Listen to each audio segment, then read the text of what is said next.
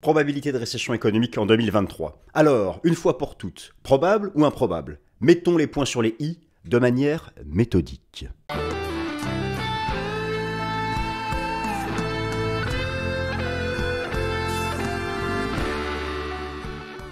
Alors chers amis, bienvenue, je suis ravi de vous retrouver, bienvenue à la nouvelle édition du Top Gun de ce lundi 6 mars 2023.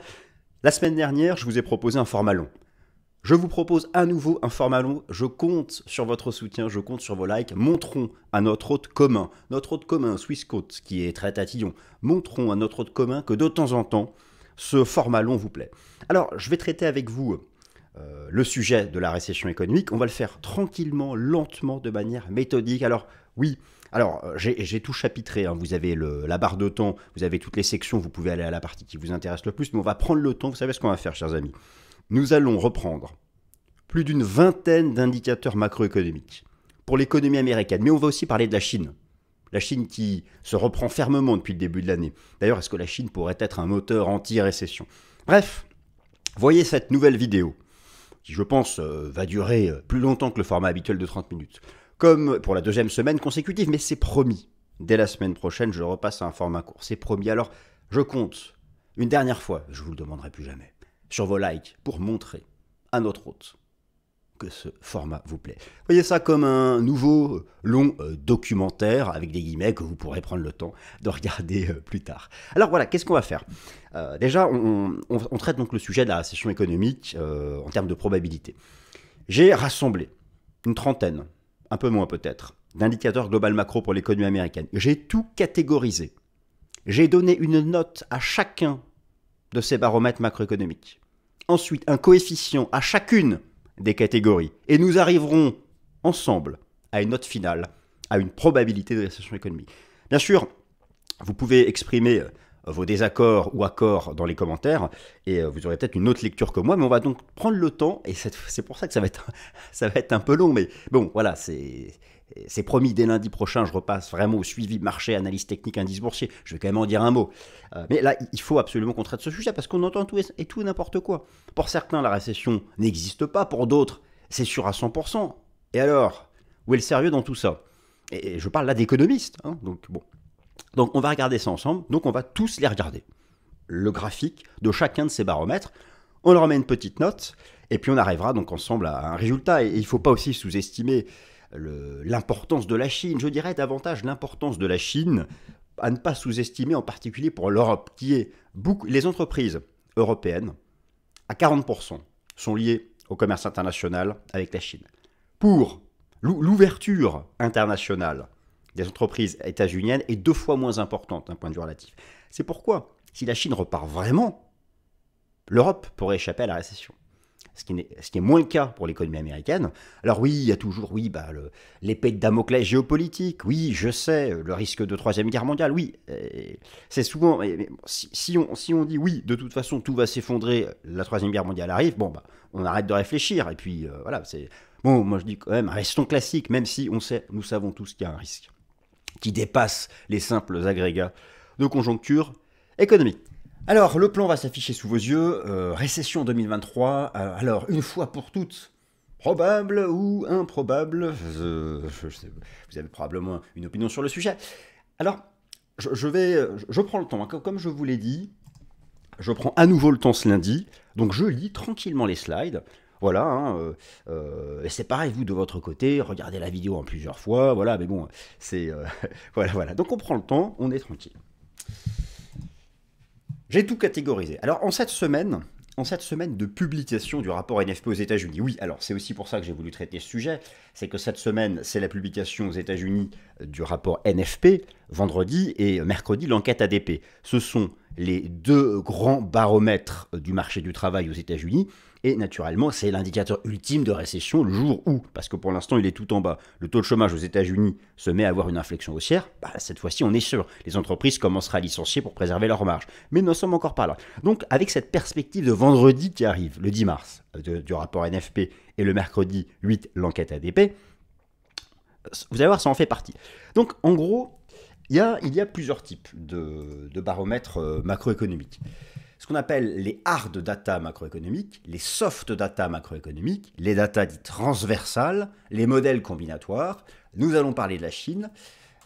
Si vraiment récession il y a, quel sera l'impact sur le S&P 500, je vous donnerai mon anticipation graphique prospective. Et enfin, quel est le lien entre la récession et l'inflation? Vous voyez, donc on ne va pas s'ennuyer. Et on fait ça donc tranquillement, partie numéro 1, probabilité de récession 2023, les investisseurs sont clairement perdus. Alors ça c'est un peu mon introduction, et c'est justement l'objet du débat. Concrètement, les investisseurs ne savent pas. Vous avez ici, je vais vous le remontrer dans un instant, un graphique qui est en fait un sondage réalisé par le Wall Street Journal, vis-à-vis un sondage réalisé auprès des investisseurs institutionnels, où on leur demande, en ce début d'année, quelle est selon vous la probabilité de récession à horizon 2023. Et en fait, ma réflexion est partie de là. Ça va de 10 à 100%. Et pourtant, on parle de gens qui font le même métier. De 10 à 100%. La médiane, 65%. Ce qui montre bien que le débat est archi ouvert. Alors de la même façon, la dernière étude de la Bank of America Global Fund Manager Survey nous montre que la probabilité de récession alors, reste encore importante, mais aurait commencé à baisser ces derniers mois auprès donc, des investisseurs institutionnels.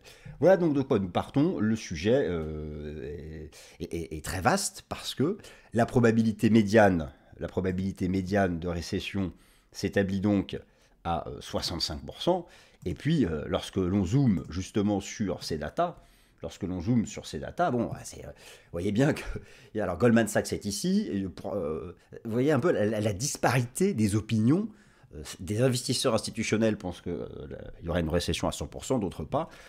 Donc c'est pour ça qu'il faut absolument trancher le sujet. Alors, comment justement parvenir à trancher le sujet? Et c'est là que nous allons faire le travail complet.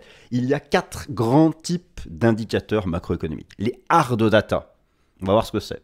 La hard data, bon bah écoutez, la hard data, c'est, je sais pas, la production industrielle à la fin du mois. Voilà, on sait qu'on a produit tant de voitures, on a produit tant d'acier, que sais-je encore. Bah, on peut pas, c'est pas du vent quoi. La soft data, c'est, vous savez, toutes les enquêtes macroéconomiques, les sondages, les indicateurs dits avancés. Souvent au doigt mouillé, mais bon, on interroge des acteurs économiques importants. Les modèles de probabilité sont ceux qui viennent combiner plusieurs approches différentes. Moi, par exemple, rappelez-vous, j'avais mon modèle combinatoire, mais vous avez des banques centrales qui ont leur propre modèle, des instituts économiques, et là, c'est pareil, j'en ai rassemblé 4. Il y en a un que vous allez adorer, qui est celui des indicateurs de coïncidence aux États-Unis, État par État. Vous allez voir, c'est superbe. Voilà. Un modèle nous dit 100%, l'autre modèle nous dit 0 ou 10. Bon, c'est pareil, ils sont aussi perdus que les investisseurs institutionnels. Et enfin, vous avez des datas transversales. Le prix des matières premières, le prix du pétrole, la courbe des taux d'intérêt. On regarde tout en détail. Voilà. Alors, donc c'est parti. Donc, oui, il y a plusieurs types de... Voici donc les 4 grandes catégories, hard data, soft data, modèle combinatoire, data transversale. Et donc, nous arrivons à la fin à un modèle à une probabilité de récession. Et là, ce sont les catégories, les sous-catégories que moi j'ai retenues dans mon modèle dit propriétaire. Ça fait intelligent de dire modèle propriétaire. Bon. Alors, probabilité de récession aux USA. Le détail des baromètres selon les 4 grandes catégories. Et les voici, chers auditeurs, chers internautes, mes chers amis, voici le tableau dans lequel j'ai rassemblé donc toutes les informations, hard data, soft data, modèle combinatoire, data transversale. Alors, voilà la méthodologie. Pour chacun, j'attribue une note de 1 à 10. 10, c'est une très forte probabilité de récession. 1, c'est quasiment inexistant. Et vous avez compris donc ce que veut dire le 5. Pour chacune de ces catégories, il y aura donc une note globale. Alors vous comprenez bien que forcément, les hard data sont quand même plus concrètes que les soft data. Et à la fin, il y aura un calcul d'une note globale. Et pour chacune des catégories, j'ai mis un coefficient. Et donc logiquement, par exemple, pour les hard data, nous aurons un coefficient de 2. C'est normal, il faut qu'elle soit surreprésentée dans le calcul global, étant donné que c'est du concret. Dans les hard data, vous allez avoir les données industrielles, manufacturières, les données de l'immobilier, le taux de chômage. Voilà, ça c'est du concret. Voilà, ce sont des hommes, des produits, des biens, des pierres, voilà, on comprend. Et vous allez voir qu'au sein même des hard data, il y a un conflit énorme entre d'un côté le marché du travail et de l'autre les données industrielles et immobilières. Le deuxième nous dit oui, récession, le premier non. Donc c'est pour ça que c'est passionnant. Et c'est d'autant plus passionnant que cette semaine, nous avons mercredi et vendredi des mises à jour très importantes pour le marché du travail aux États-Unis. Donc on va les reprendre tranquillement. Donc voici, alors voilà, vous avez le slide, je fais pause, donc vous pouvez regarder ça. Je vais remettre la petite caméra, vous pouvez aussi regarder ça tranquillement. Hein. Ici, vous avez donc les hard data. Bon, vous avez en plus déjà les résultats finaux, mais on va reprendre tout ça dans l'ordre. Ici, vous avez donc les soft data et les données transversales, celles du modèle combinatoire. Voilà, je vous montre les autres, les données transversales. Bon, voilà, écoutez, vous pouvez donc, j'enlève la petite caméra si vous voulez faire pause et vous faire une petite capture d'écran de l'ensemble de ces baromètres. Vous avez vu que j'ai déjà établi les notes. Et maintenant, nous allons les reprendre dans l'ordre. Probabilité donc de récession aux États-Unis. Commençons par ce qu'on appelle la hard data. Alors, dans la hard data, l'industrie et l'immobilier, je dirais, tirent la sonnette d'alarme.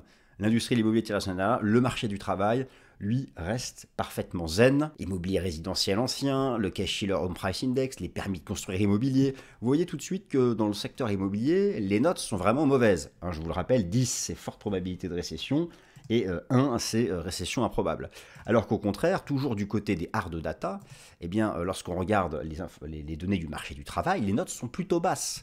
Et pour le domaine manufacturier, nous sommes plutôt en phase intermédiaire. Nous allons regarder les informations sur la production industrielle aux États-Unis. Alors on commence. Hard data, information numéro 1, l'immobilier résidentiel ancien aux États-Unis. Les ventes dans l'immobilier résidentiel. Vous avez ici donc les informations, je suis sur Trading Economics.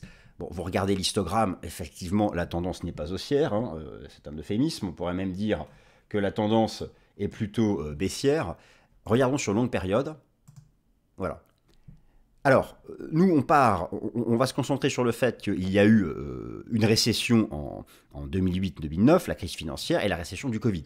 Comparez la courbe des ventes dans l'immobilier actuellement aux États-Unis avec ce qui s'est passé au moment du Covid est beaucoup plus intéressant, parce que là, c'était fait par nous, hein, le Covid, on a appuyé sur stop tout seul, ou la récession financière ici de 2007-2008. Regardez la courbe des ventes dans l'immobilier ancien. Bon, là, clairement, hein, c'est une situation de pré-récession, mais ça, c'est dû à l'augmentation des coûts de financement. Toujours maintenant, donc on reste dans les hard data et dans l'immobilier. Donc maintenant, le Case-Shiller Home Price Index, qui est un indicateur immobilier extrêmement respecté, établi par Case-Shiller pour le prix des maisons aux États-Unis, en évolution mensuelle. Bon, regardez, le décrochage que le Case-Shiller a fait récemment en rythme mensuel rappelle ce qui s'était passé ici au moment de la crise financière et à la récession donc de 2008-2009. On voit bien que, vous voyez, effectivement, dans l'économie réelle, on ne constate pas encore l'impact de la hausse des taux d'intérêt sur l'économie réelle parce que la plupart des entreprises n'ont pas encore renouvelé leur ligne de crédit. Mais sur l'immobilier, je veux dire, l'effet est tellement épatant sur l'immobilier. Alors, peut-être que l'économie réelle y échappera. Si il y a suffisamment de croissance, les entreprises vont encaisser la hausse des taux d'intérêt et préserveront leur marge. Mais si ce n'est pas le cas, c'est là où vraiment on rentrera en récession. Et où il y aura. Donc ça, on va le savoir en fait dans le courant de l'année. C'est pour ça que c'est hyper intéressant que dans les hard data, l'immobilier nous dit on est mal. Les data industrielles, c'est un peu l'entre-deux. Et le marché du travail, pas du tout. C'est comme si en fait il y avait un cycle. D'abord l'immobilier, puis les marges auront des difficultés et les entreprises, pour préserver leurs marges, se mettront à licencier. C'est plus ou moins le chemin qu'on pourrait suivre, mais peut-être que non. L'immobilier, c'est logique que l'immobilier encaisse mal la hausse des coûts de financement. L'économie réelle va peut-être, elle, s'en sortir. Comment? La Chine, peut-être. On va en parler tout à l'heure. Ce sera une des parties plus tard dans la vidéo. Donc, le Case-Shiller aussi. Donc pour l'immobilier, c'est moche, et là c'est pareil, hein, la note c'est 2,9. Maintenant, les permis de construire. Les permis de construire aux États-Unis. Hein, building permits. Bon, alors voilà, la courbe en 2007-2008, elle est ici sous vos yeux. celle de la courbe au moment de la crise du Covid et la courbe actuelle. Bon, là, c'est récession. Ici, c'est la récession de 2007-2008, 2008-2009, pardon. Et là, c'est la récession du Covid. Là aussi, avec les permis de construire, on a le sentiment qu'on peut faire la comparaison. Maintenant, ici, une note de 6. Les suppressions d'emplois chaque mois aux États-Unis. Regardez la pente. Regardez la pente qui est en train de prendre la courbe. Les suppressions d'emplois chaque mois aux États-Unis. Alors, voilà l'effet du Covid. Voilà l'effet de la récession du début du siècle. Vous savez, c'était la récession dite .com, de l'explosion de la bulle spéculative, des valeurs de l'Internet, à l'arrivée du haut débit, tout ça, bon, 2001-2002. Voilà la crise financière, le Covid. Et là, vous voyez, ça commence à prendre une pente qui n'est pas exceptionnelle. Donc là aussi, je vous laisse vous faire votre propre opinion. Maintenant, plus intéressant, les ventes au détail aux États-Unis. Les ventes au détail qui, en fait, sont un excellent baromètre, je dirais, de la consommation des ménages. Donc là, forcément, en récession économique, la consommation commence à ralentir. Alors là, le message est justement ambivalent. Pour le moment, il y a toujours une forme de résilience de la consommation des ménages aux États-Unis. On va regarder ça, voilà, sous la forme... Alors, la courbe est baissière. Hein. Là, vous avez le Covid. Ici, vous avez la crise financière de 2007-2008. Tant que c'est au-dessus de zéro, ça va. Mais là, vous voyez qu'on y tend. Donc là aussi, le message est ambivalent. Pour l'instant, il y a encore une forme de résilience. Alors, là aussi, très intéressant, l'évolution de la production industrielle aux États-Unis. Je trouve ça super passionnant. Là, vous avez l'impact, donc la crise, la récession de 2001-2002. Vous voyez, on est passé sous zéro. Le taux de croissance annuel de la production industrielle aux États-Unis, on est passé sous zéro. La crise financière de 2007-2008, on est passé sous zéro. La crise du Covid, on est passé sous zéro. Et là, regardez, la tendance actuelle pourrait bientôt nous faire passer en rythme annuel à une croissance de zéro de la production industrielle aux États-Unis. Ça, je surveille ça comme de l'huile sur le feu. Vous savez, tout à l'heure, nous allons voir des modèles combinatoires proposés par des tiers.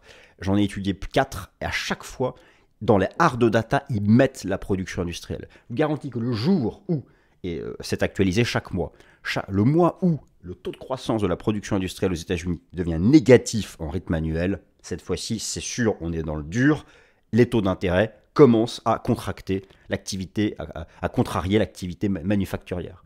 Donc ça, je le surveille. Il n'y aura peut-être pas de basculement sous zéro. Mais vous voyez tout l'intérêt de bien savoir, d'avoir catégorisé les baromètres et de les suivre. Donc celui-là, il est hyper passionnant. Hein. Vous n'avez peut-être pas envie de tout suivre, mais celui-là, honnêtement, je vous le conseille. La production industrielle en rythme annuel aux États-Unis. Alors là, hyper intéressant aussi, le nombre de faillites aux États-Unis chaque mois. Alors, il y a un début de... Alors là, vous avez l'explosion du nombre de faillites au moment de la récession, de la crise financière, de la crise des subprimes. Alors, au moment du Covid, vu que les entreprises ont été aidées, il n'y a eu quasiment rien. Et là, c'est à peine perceptible. Il y a un tout début de quelque chose. Donc ça, pareil, je le suis régulièrement. Pour l'instant, voilà, c'est un tout début de rebond. On ne peut pas encore dire que les entreprises soient ici en mode récession de manière majeure. Hein. Ça, c'est certain. Un baromètre que je trouve extrêmement intéressant. Je suis donc sur le site du ministère du Travail aux États-Unis. Il s'agit du pourcentage de chômeurs dont la durée de chômage dépasse les 27 semaines. Regardez l'impact ici de la récession de 2007-2008. On est monté à quasiment 44% de chômeurs dont la durée du chômage dépassait les 27 semaines. Le Covid, alors là, monstrueux. Là, nous sommes toujours en phase de baisse, donc là, ça stabilise, mais il n'y a toujours pas de dégradation du marché du travail. Là, pour l'instant, ça veut dire que nous ne serions pas en récession. Maintenant, ici, vous avez le taux de chômage aux États-Unis. Alors là, le chiffre est mis à jour vendredi prochain, j'insiste, le chiffre est mis à jour vendredi prochain. Regardez, le taux de chômage aux États-Unis est au plus bas du plus bas. À chaque fois que nous sommes vraiment en récession, il y a ici en 2007-2008. Alors lorsque c'est foncé comme ça sur le fond, ça indique les phases de récession sur l'axe du temps. Vous voyez l'impact sur le taux de chômage de la récession, celle du Covid, où on est monté à 15% de chômage aux États-Unis. Là, il est encore tout en bas le taux de chômage. Donc c'est ça qui est passionnant, comme je vous l'ai montré. L'immobilier nous dit qu'on y est. L'activité manufacturière, un entre deux. Et le marché du travail, pas du tout. Ce chiffre-là est mis à jour vendredi 10 mars. C'est pourquoi j'ai voulu traiter ce sujet ce lundi, parce que cette semaine, et en particulier vendredi 10 mars, on va avoir des informations hyper intéressantes sur justement le marché du travail aux États-Unis. Donc c'est à suivre, et pour le moment, eh bien, effectivement, pour le moment, il n'y a pas de sujet ici. Le marché du travail US reste parfaitement solide. Alors je suis là sur le site de la Réserve fédérale de Saint-Louis, qui est une des antennes régionales de la Réserve fédérale des États-Unis. Il s'agit en fait, vous savez, donc les inscriptions hebdomadaires continues, qu'est-ce que c'est? Chaque semaine, vous avez les inscriptions initiales au chômage aux États-Unis, et lorsque la personne, une deuxième semaine consécutive, reste inscrite, là on appelle ça les inscriptions hebdomadaires continues au régime des aides aux chômeurs. Là aussi, pour l'instant, c'est tout en bas. Et vous allez voir qu'il y a un modèle combinatoire qui étudie la moyenne mobile de ces inscriptions sur 3 mois. Enfin, il y a des choses auxquelles certains ont pensé. Je vais arriver plus tard. L'enquête ADP. L'enquête ADP, d'ailleurs, ADP, alors pourquoi c'est important par rapport au NFP? L'enquête, alors, cette semaine, vous avez mercredi l'enquête ADP. Il s'agit des créations d'emplois. En fait, la société ADP gère les contrats de travail de 20% de la population active aux États-Unis. Chaque mois, ils font leur rapport. Ils nous disent tant de création d'emplois, on a le solde net, tant de destruction.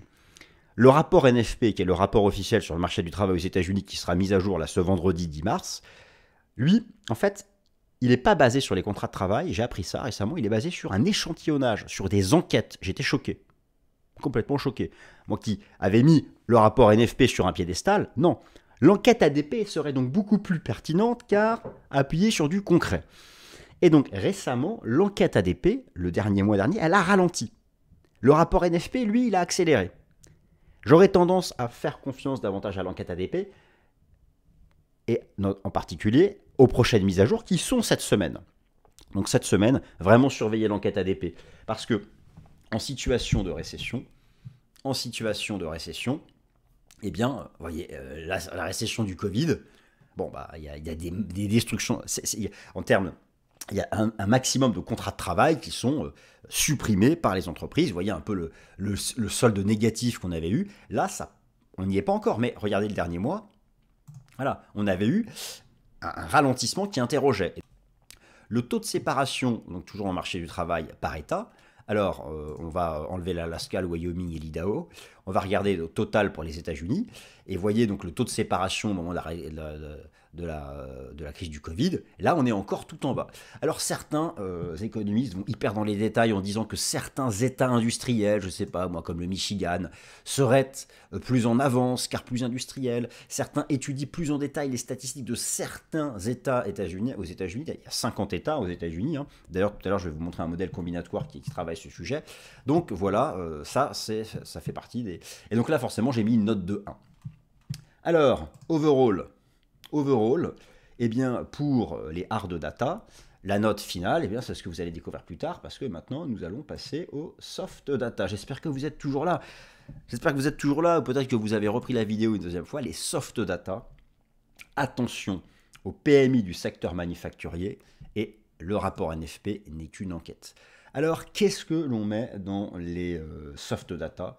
Les soft data sont essentiellement des indicateurs avancés basés sur des sondages et des enquêtes.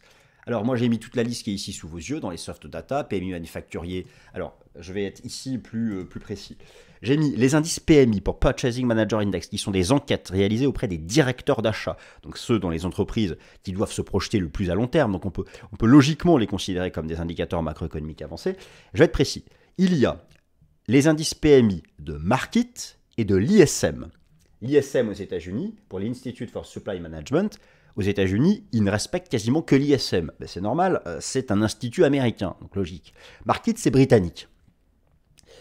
La relation compliquée entre nos grands amis britanniques et nos amis aussi d'outre-Atlantique. Bon. PMI Markit, PMI ISM, et à l'intérieur, vous avez la version des services et la version manufacturière. La version manufacturière est historiquement celle qui est le plus collée au cycle économique réel. Même si nous sommes des économies de services, les récessions sont le plus souvent indiquées par un renversement de l'activité manufacturière en premier. Et dans ces soft data, j'ai mis aussi les anticipations de bénéfices à horizon 12 mois, et donc le rapport NFP. Les messages de ces indicateurs avancés sont que, d'un point de vue manufacturier, c'est quasiment récession garantie, pas du côté des services, et pas vraiment des anticipations de bénéfices qui sont encore perchées. Alors, le PMI manufacturier, alors comment ça fonctionne? Lorsque c'est sous 50, ça veut dire qu'on va en contraction économique. Bah, écoutez, mes amis, je vous laisse vous faire votre propre opinion. Vous avez sous les yeux le PMI manufacturier de l'ISM aux États-Unis. Voici la récession de 2001-2002, la récession de la crise financière, la récession du Covid. Vous voyez qu'à chaque fois, on tombait brutalement sous zéro. Et voilà la courbe actuelle. Alors, qu'en pensez-vous? Est-ce que d'après vous, c'est une courbe qui nous annonce la récession? Je peux regarder maintenant, toujours dans ces soft data, j'ai mis l'indice de confiance des promoteurs immobiliers aux États-Unis. Alors, je vous mets un indice de confiance qui est hyper respecté, qui est celui du NAHB. Je vous remontrerai les slides tout à l'heure pour avoir, juste après, pour avoir à nouveau la liste complète. Si vous voulez reprendre ça, bon, regardez le NAHB. La récession, alors là, c'était la récession de la fin des années 90. Là, vous avez celle de la crise financière 2008-2009. Là, vous avez celle de 2001-2002, le Covid, et voilà la courbe actuelle. Alors, il y a un rebond récemment, mais quand même, la dynamique est quand même mauvaise. Mais après, peut-être qu'effectivement, peut-être que la récession va rester, parce qu'en fait, le marché immobilier est déjà en récession. C'est possible que ça reste localisé à l'immobilier. D'ailleurs, tant mieux, souhaitons-le. Alors, indicateur avancé de l'économie. Pour 2007-2008, l'immobilier était rentré en récession dès 2005-2006. Ça avait été un indicateur avancé. C'est pour ça que beaucoup là s'interrogent. Est-ce que ce sera à nouveau un indicateur avancé? Qu'en pensez-vous? Est-ce que vous pensez que le retournement de l'immobilier nous annonce le pire pour l'économie réelle hors immobilier? Qu'en pensez-vous? Les anticipations de bénéfices à horizon 12 mois, eh bien, là aussi, j'ai déjà eu l'occasion d'ailleurs de vous en parler récemment, elles sont perchées. Vous avez là les anticipations de bénéfices pour le premier trimestre 2023, le deuxième trimestre 2023, le troisième trimestre 2023, le quatrième trimestre 2023, j'enlève toutes ces petites publicités, les aléas du direct, elles sont perchées. C'est-à-dire que là, les analystes financiers restent hyper confiants dans la capacité des entreprises à encaisser la hausse des coûts de financement et à préserver leurs marges. Alors, si l'immobilier n'a pas échappé à la récession, est-ce que l'économie réelle le peut? Et ça va être l'enseignement de chaque mois, chaque trimestre, les résultats des entreprises, comment ça se passe. Certains maintenant sont en train de nous dire que oui, parce que la Chine va nous apporter de la croissance économique. Encore une fois, pas de géopolitique, pas de ce genre de choses, ça, on n'y peut rien. Je reste vraiment dans le thème économique. Parce que si on s'arrête au fait que la Troisième Guerre mondiale arrive, de toute façon, tout va s'effondrer, bon, dans ce cas-là, nous pouvons arrêter la vidéo. Mais bon, mais j'ai conscience, j'ai conscience de tout ça, des risques. J'appelle ça, moi, pas des signes noirs, parce que nous avons identifié le risque. Plutôt des épées de Damoclès fondamentales. C'est très différent, une épée de Damoclès, d'un signe noir. C'est très différent. Parce que l'épée de Damoclès, on la nomme, on la liste. Le signe noir, c'est quelque chose auquel on n'a jamais pensé. C'est ça qui est très différent. Comme récemment, pendant le marché crypto, ce qui avait été la faillite de FTX. Personne n'avait listé ça dans les risques. C'était un signe noir. Bon, sur 25 ans, voilà sa dynamique actuelle. Voilà celle au moment du Covid. Bon, à vous de voir qu'est-ce que vous en pensez. Nous sommes aussi sous 50. Mais il est vrai que l'activité des services, si on prend par exemple le PMI des services, et c'est vrai que les pays occidentaux sont surtout une économie de services, aux États-Unis, eh bien, alors, on s'est fait récemment peur, mais ça a tendance à rebondir au-dessus des 50. Voilà ce qui s'était passé au moment du Covid. Alors voilà, qu'en pensez? Ici, vous aviez l'activité des services au moment de la récession de 2001-2002. Là, vous avez le PMI des services au moment de 2007-2008, la crise du Covid, et maintenant, ce que nous sommes en train de faire maintenant, je vous laisse interpréter cela comme vous le souhaitez, mais vous voyez un peu donc l'ambivalence entre ces deux parties. Dans cette façon d'appréhender la probabilité d'une récession, il y a ce qu'on appelle les modèles combinatoires. Alors à qui souhaitez-vous faire confiance? J'ai sélectionné pour vous 4 modèles combinatoires. Le modèle dit du Conference Board, le modèle, et celui-là, vous allez l'aimer celui-là, moi il m'a fait triper, si vous me permettez cette expression, sur les indices US States Coincident Indexes. le modèle Real-Time Style Rule et le Smooth US Recession Probabilities de la Fed de Saint-Louis. Donc là, nous parlons de gens sérieux. La Réserve fédérale de Saint-Louis est une des antennes régionales de la Fed. Celui du dessus, c'est de la... je ne sais plus laquelle, on va regarder. La Fed de Philadelphia nous a fait celui qui est ici sous vos yeux, la petite carte qui est sympa avec les... Et d'ailleurs, on va commencer par celui-là. Alors, on va commencer par celui-là. Vous savez, aux États-Unis, est-ce que vous savez combien il y a d'États aux États-Unis? Il y en a 50. La Fed de Philadelphie calcule chaque trimestre une note économique pour chacun de ces États, en partant de l'étude d'un agrégat de hard data local. Et chaque trimestre, c'est soit positif, soit inchangé, soit négatif. Le modèle, historiquement, nous dit que les États-Unis vont en récession lorsque sur un trimestre, il y a 27 ou plus d'États qui ont un indice de coïncidence négatif. Alors on va les compter. J'ai ici rassemblé donc, sous vos yeux, je vais la charger d'ailleurs. Donc, quand c'est en orange, c'est négatif. Violet, c'est inchangé. Alors on les compte. Il y en a 1, 2, 3, 4, 5, 6, 7, 8, 9, 10, 11, 12, 13, 14, 15. Il y en a 15 qui sont en négatif. Et par contre, attention, il y a des inchangés. 1, 2, 3, 4, 5, 6, 10 points. Donc voilà, nous sommes actuellement selon ce modèle de la Fed de Philadelphia, de la Fed de Philadelphie. Très belle ville d'ailleurs, je crois que c'est une des premières, quand j'avais visité les États-Unis la première fois, j'avais 16 ans. Il me semble que l'avion avait atterri à Philadelphie. Bon bref.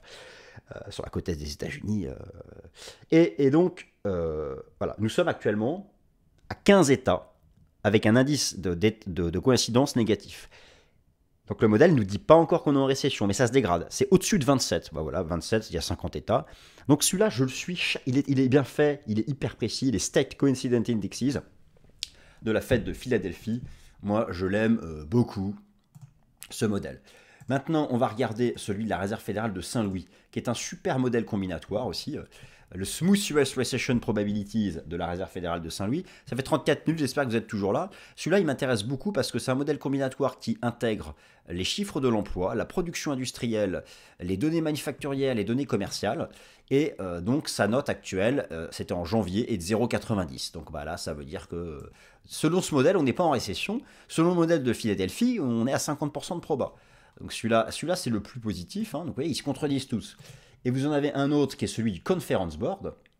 Vous en avez un autre qui est le modèle combinatoire du Conference Board. Alors bon, il ne s'affiche pas, c'est pas grave. Je ne vais pas vous le montrer. Celui donc, du Conference Board. Et donc lui, il y a eu un petit bug d'affichage. Le modèle du Conference Board, je crois que je vous l'avais déjà montré une fois. Ben, je vous l'ai montré dans la vidéo de lundi dernier. Vous pouvez reprendre quand j'ai fait mon état fondamental complet. Il nous dit 100%. Donc, le Conference Board nous dit 100%. La Fed de Philadelphie, 50%. Celle de Saint-Louis, 1%. Qui croire? Donc, nous revenons à... Donc voilà, vous avez les 4 modèles ici que je vous invite à suivre. En fonction de ce qui vous intéresse. Maintenant, les datas transversales. Les datas transversales, c'est tout ce qui, c'est tout ce qui est cross-asset. Ce sont les baromètres de probabilité dits cross-asset. J'ai mis la courbe des taux d'intérêt, je vous l'ai déjà montré. La courbe des taux d'intérêt qui nous garantit une récession. Le prix des matières premières, le prix du pétrole. Le WTI Cut Report pour les producteurs. Et les données de l'inflation aux États-Unis. Donc ça, c'est pareil, ce sont des choses très importantes. Alors tout d'abord, l'inversion de la courbe des taux. L'inversion de la courbe des taux a systématiquement indiqué, l'inversion de la courbe des taux a systématiquement été précurseur d'une phase de récession. Et comme j'ai déjà eu l'occasion de vous le montrer, actuellement, eh bien, nous sommes sur un niveau extrême de l'inversion de la courbe des taux. Je vais vous montrer ça directement sur TradingView. Nous sommes sur un niveau extrême de l'inversion de la courbe des taux. La voici, l'inversion de la courbe des taux. Voilà, avec le spread entre le 10 ans et le 2 ans, ça nous garantit, cela nous garantirait que nous allons être donc en récession. Alors ensuite, il y a une autre donnée moins importante que j'inclus, qui est bien sûr le prix du pétrole, le prix des énergies. Alors le prix du pétrole, j'ai fait une vidéo d'ailleurs sur le sujet dans le Fast and Forex il y a un certain temps. je vous invite à la reprendre. Le prix du pétrole qui est en forte baisse depuis le déclenchement de la guerre en Ukraine. Clairement, il n'y a pas meilleur baromètre de l'activité économique réelle. Alors, d'un point de vue de chartiste, je ne sais pas si c'est vraiment ce type de pattern en épaule-tête-épaule.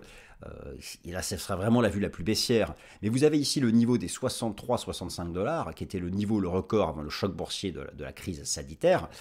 Moi, c'est d'ailleurs toujours la cible que je vise. Il y a un niveau technique. Écoutez, clairement, si on rebascule sous ce niveau, vous voyez ici, qui était la résistance historique, là, le point de décrochage du Covid, et lorsqu'on l'a redépassé, on a accéléré. Si on rebascule sous ce niveau, ce sera vraiment l'indication que nous sommes en récession. Et un autre outil que j'intègre dans les data transversales, c'est le prix composite des matières premières. Alors ça, je vous l'avais montré déjà à plusieurs reprises dans le Fast and Forex. Les matières premières qui ont commencé à baisser après avoir atteint le sommet avant de la crise financière, on est revenu sur cette ligne de tendance. Et regardez comme elle fonctionne hyper bien. D'ailleurs, je vous avais montré en données journalières à l'époque une configuration en death cross qui a bien marché. Regardez maintenant cette ligne de tendance sur laquelle on est. Si on brise ça, c'est vraiment que l'activité économique mondiale, occidentale, se met à fortement ralentir. Et le rebond récent, je pense, est lié en grande partie à la reprise économique en Chine. Et toujours du côté des données transversales, je me tourne ici du côté du rapport Commitment of Traders de la CFTC, qui vous donne chaque vendredi les données de positionnement de plusieurs catégories de traders sur le prix du pétrole, et je me suis intéressé à ce que faisaient les producteurs de pétrole. Eh bien, regardez comme c'est intéressant, je vais passer ça, les données sur 2 ans. Les producteurs de pétrole sont tout proches de passer net vendeur sur le prix du pétrole. Alors, ce n'est pas encore fait, mais regardez l'explosion des positions short, alors les positions longues aussi, mais pendant très longtemps, les positions longues étaient supérieures. Et donc ça nous montre qu'une grande partie d'entre eux commencent à s'interroger sur l'état à venir de l'économie, car si les producteurs de pétrole se couvrent en shortant sur les contrats à terme pétrole, c'est qu'ils anticipent une baisse du prix du pétrole, alors qu'il peut être soit lié à une explosion de l'offre, j'y crois pas trop, soit lié à simplement une demande qui se tarit, parce que nous serions à ce moment-là en récession économique. Vous voyez, donc dans les données transversales, on met ce genre de choses. La courbe des taux d'intérêt, le prix du pétrole. Je crois que j'ai mis encore d'autres éléments. Vous voyez, je commence à me perdre moi-même. J'espère que vous n'êtes pas perdu. Le prix du pétrole. Alors oui, et puis il y a bien sûr les données de l'inflation. Alors bon, ça, les données de l'inflation, ça peut paraître logique. Je vous rappelle que la récession, elle est désinflationniste. Je vous montre à nouveau ça. Vous avez ici l'évolution des prix aux États-Unis selon l'indice des prix CPI, avec toutes les composantes. En partie grisé sur le fond, c'est les périodes de récession. Bon, voilà. Alors voilà, certains se disent que là, la baisse actuelle des prix, et en particulier la composante énergie, serait l'indication que nous sommes en récession. Bon, bah ça, on verra bien.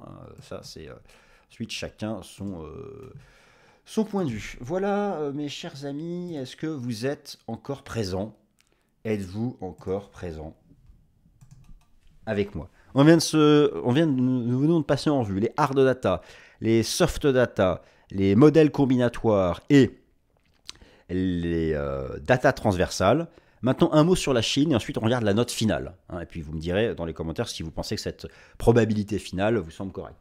Alors oui, la Chine pourrait être, depuis la fin de la politique de zéro Covid, le moteur mondial anti-récession. C'est pas faux. Je vais maintenant me retourner vers les soft data pour la Chine et je vous repropose les PMI, mais cette fois-ci pour la Chine, ils explosent à la hausse depuis 2 mois. Vous allez voir, c'est complètement passionnant. Enfin, moi, écoutez, moi, ça me passionne. Vous avez ici, je vais zoomer dessus, le PMI. Alors, pour la Chine, il y en a 2, je vais être précis aussi.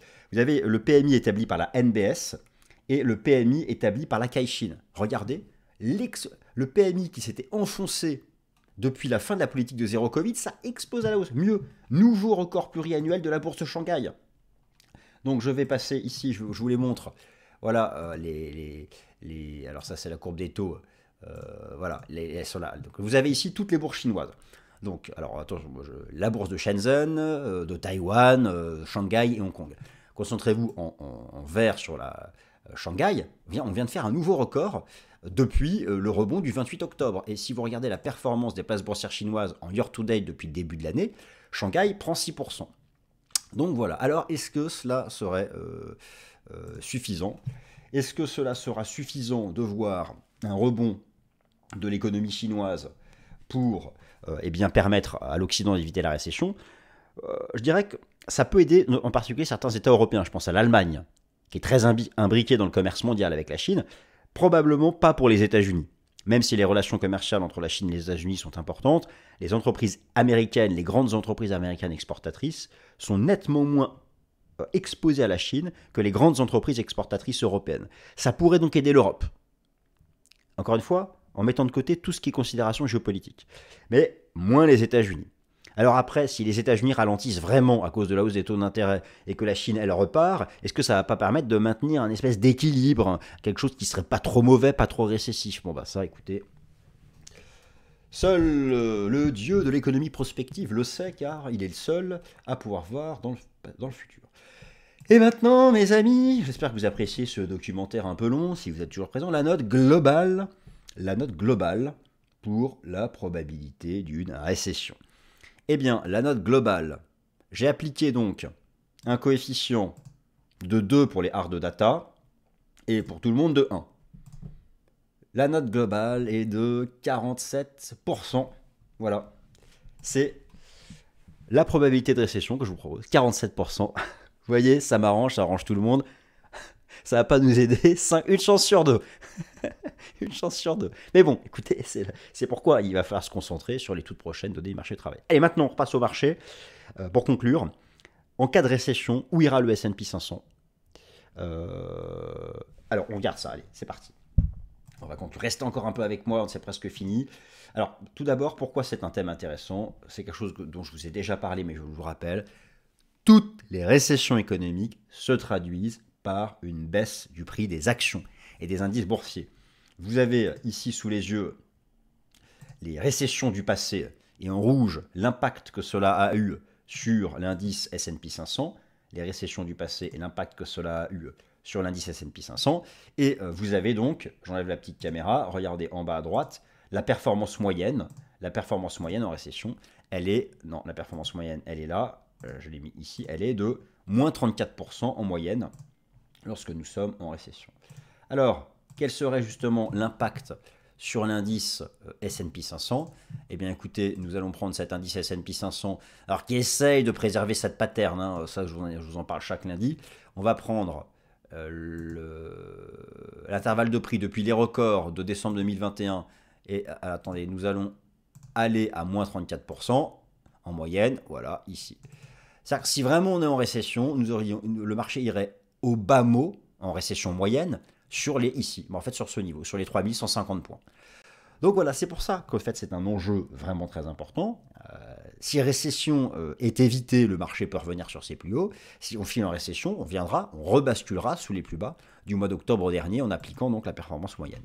Donc ça, c'est quelque chose qui est bon à savoir. Et enfin, inflation et récession, ça je vous en ai déjà parlé. Le seul avantage par rapport à ce qui est considéré comme l'ennemi public numéro 1, l'inflation. Le seul avantage, entre guillemets, d'une récession, que moi je ne souhaite pas, on ne peut pas souhaiter socialement une récession. Alors peut-être que les éminences grises des banques centrales la souhaitent parce qu'elles regardent l'inflation et pas la société. Mais ce qu'il faut savoir, c'est que la récession, si elle a lieu, nous ramènera les prix à une croissance de zéro. Ce sera le seul réconfort que nous pourrons en tirer. Voilà, chers amis, c'est terminé. Je pense que ça a duré au moins 3 quarts d'heure. J'espère quand même que ça vous a plu. C'était probablement un peu long. Merci, s'il vous plaît, une dernière fois, mettez-moi un petit like pour montrer à notre hôte que de temps en temps ça vous plaît. Et promis juré, dès lundi prochain, je repasse sur un format court et axé, indice boursier. Je vais vous proposer un tour d'horizon technique de tous les indices boursiers, ceux d'Asie, ceux d'Europe, ceux des États-Unis, en restant vraiment focus, analyse de marché et trading. Voilà, merci à toutes et à tous, j'espère que vous avez passé un bon moment. Et puis, je vous souhaite une excellente semaine. À très bientôt, merci.